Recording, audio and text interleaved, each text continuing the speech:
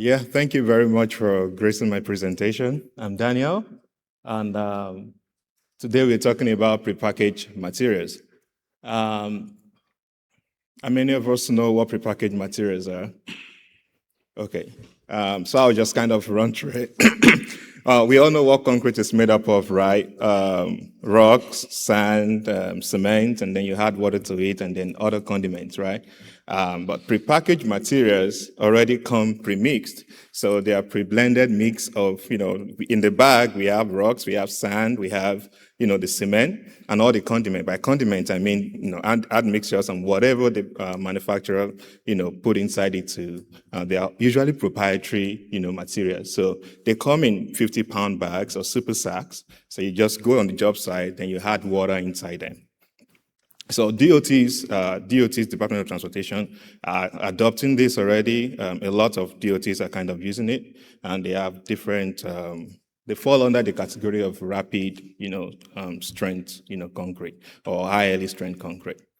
So that being said, I want to acknowledge my supervisor, Dr. Fred Aguayo. So I'm from University of Washington. So we want to look at how the goal of this presentation is to advise on how to actually specify these materials, especially DOTs, engineers, and any interested party. So what are the challenges? What are we talking about today? The goal is to, why are we using rapid setting materials in the first place? We have extended road closure, and nobody likes road closures, except if you are from, cities where they, sell stuff in traffic, then you'll be happy there is, traffic. But, we burn more gas, and then people die, we lose workers, I don't know that they are doing this road today, I'm coming, speeding on the road, and I didn't see the road sign in time, and then, accident happened. So, and cascades of, issues that are associated with road closures.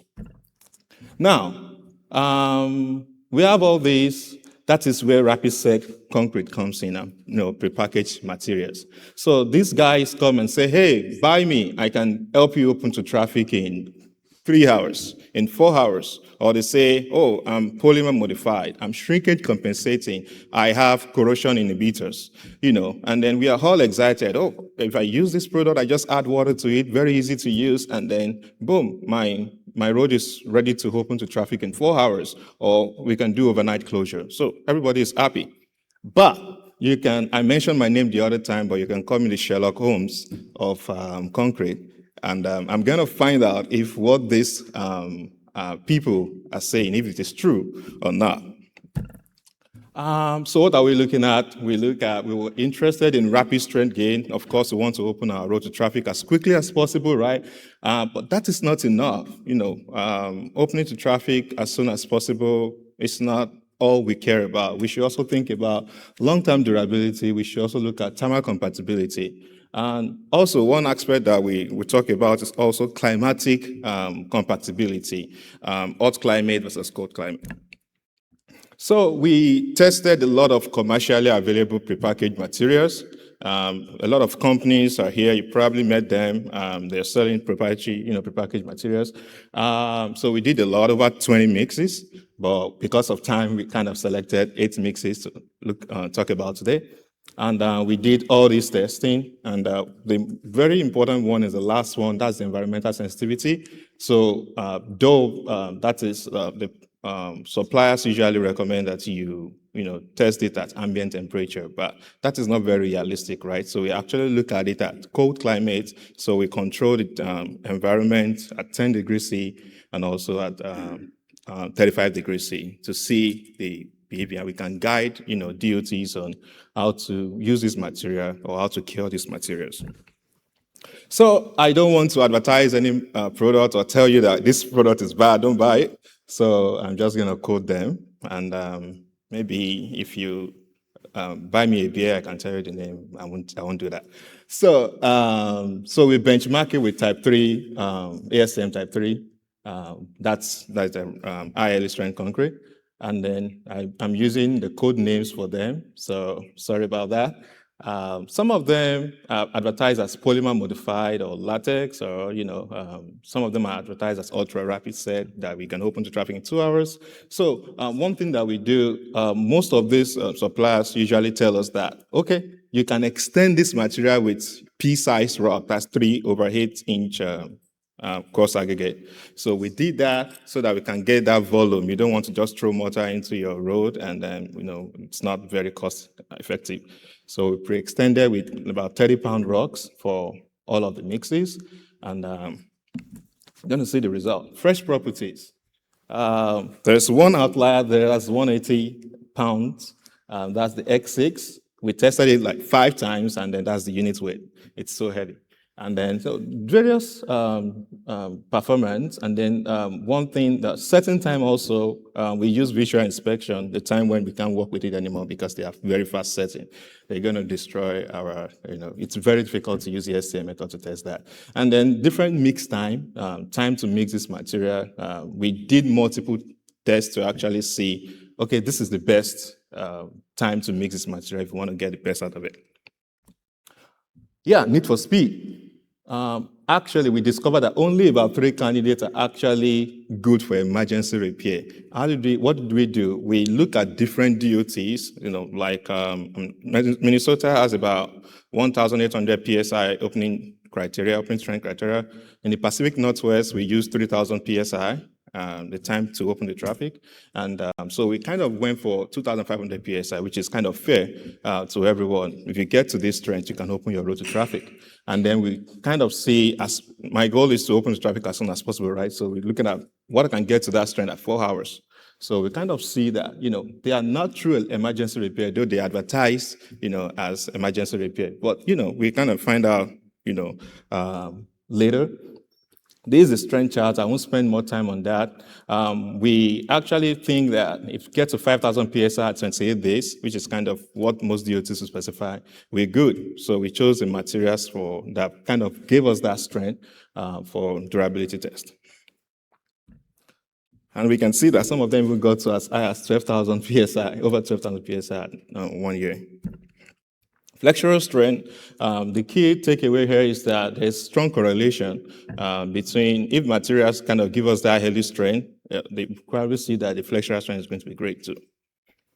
So good data, 600, most DOTs specify 600 PSI, it is good to open the traffic. So elastic modulus is important. We look at 7 days and 28 days. If it's too stiff, you don't want that. And so, yeah, kind of good range, balance between the strength and the modulus.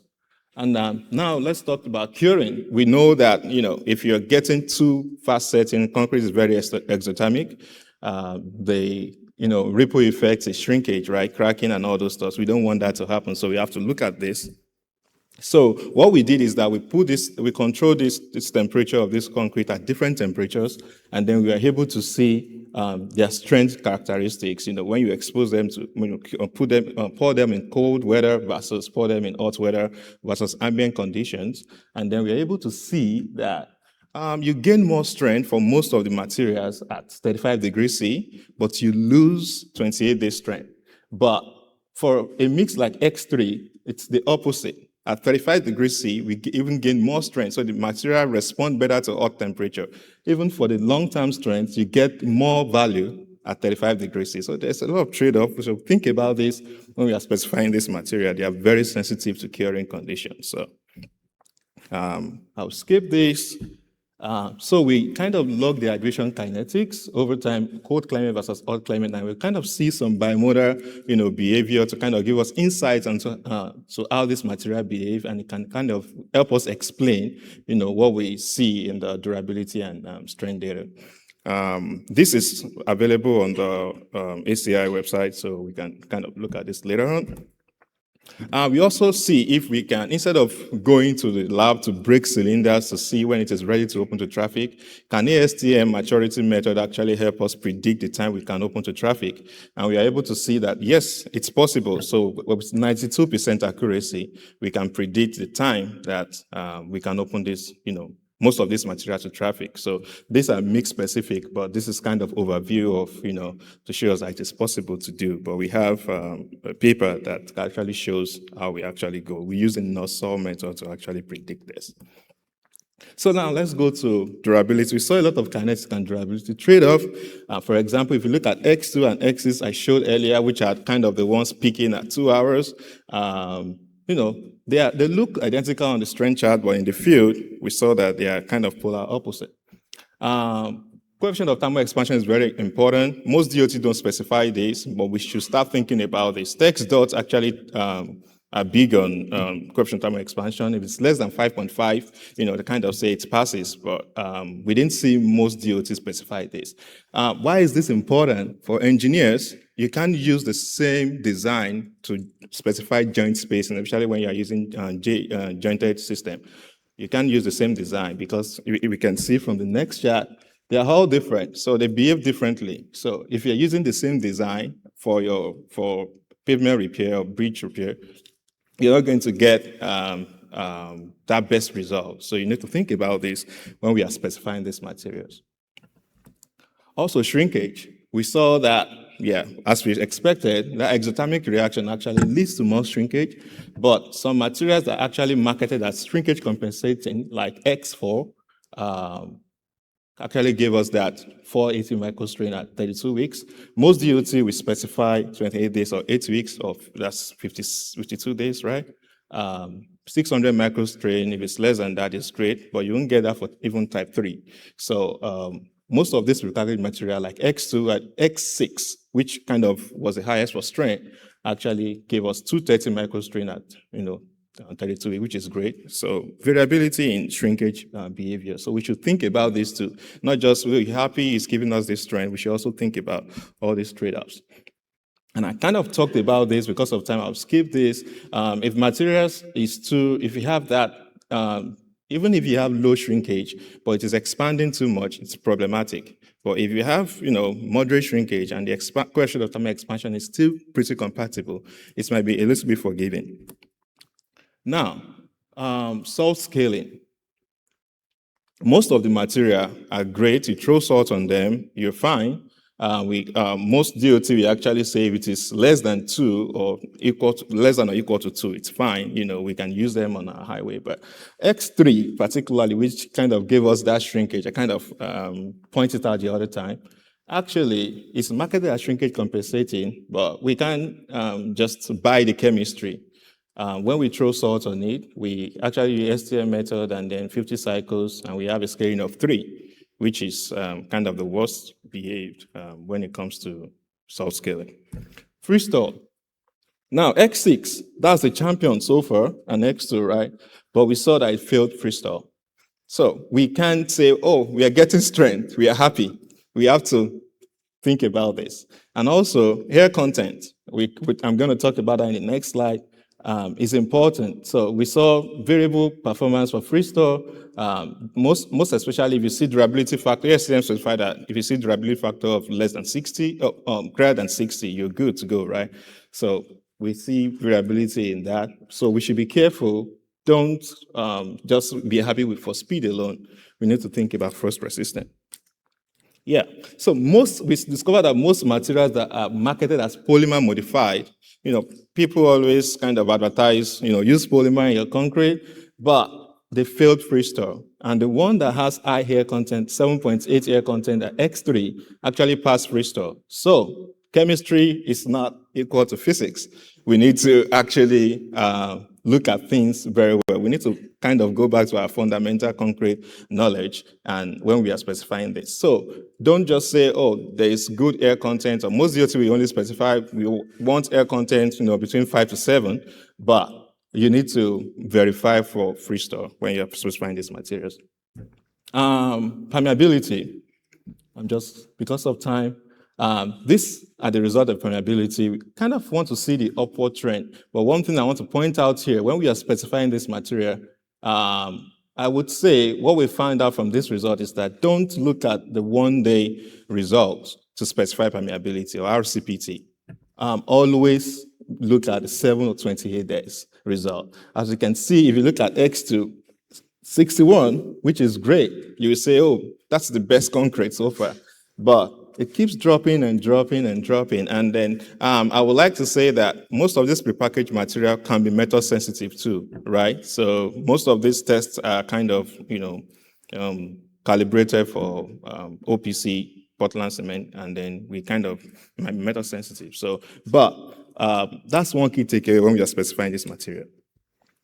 And yeah, it's keep dropping even to 9.8. But if you start getting something below 9, if you look at that chart, that is when you kind of become worried, but still, that is still okay for permeability.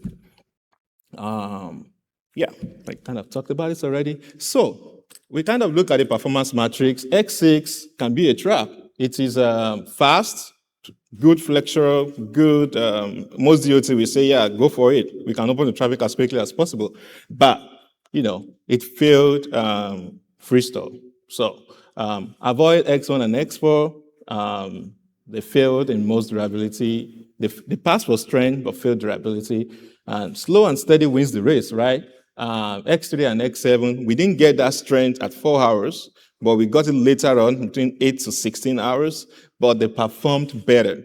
So if we can be patient, not just, let's open as quickly as possible, we can actually, adjust our opening time and then get, durability performance. I'll skip this. And this is a sad chart to look at because if I'm in, a region where I don't really care about freeze-thaw, and then I'm looking at, okay, which, concrete kind of, if I look at X2, okay, I want X2, permeability is great. Coefficient of thermal expansion is not bad, but if I look at shrinkage, that's worrisome. So it's difficult to choose a concrete or a prepackaged material that actually give you all the performance that you need. So there's always trade-off. So when you're specifying this material, don't only depend on LEH performance. We have to look at everything holistically. Key insight, 4-hour opening strength behave differently with durability. Materials that fail opening criteria like X3 may outperform others, and we saw that in long-term durability. Also, immediate materials like X7 and X8, we saw on the strength chart, have practical trade-off. And last one, shrinkage compatibility metrics alone does not guarantee durability. I'm gonna skip this slide. So we kind of put this there just to show you, which materials can we use for overlays, for full depth repair, for partial depth repair, and based on the result. Now, the question, how should we then specify, material? Don't, and this is for the material producers or suppliers. Don't tell us, rapid set, polymer modified, shrinkage compensating, corrosion inhibitor. No, DOTs must request that they give us those data. What is the strength at 4 hours? Or what is the opening strength? What is drying shrinkage at 28 days, for example? Freeze-thaw, is it greater? Give us this data.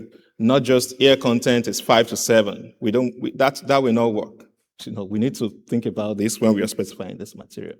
So, yeah, and this is how we should, how should we, decide?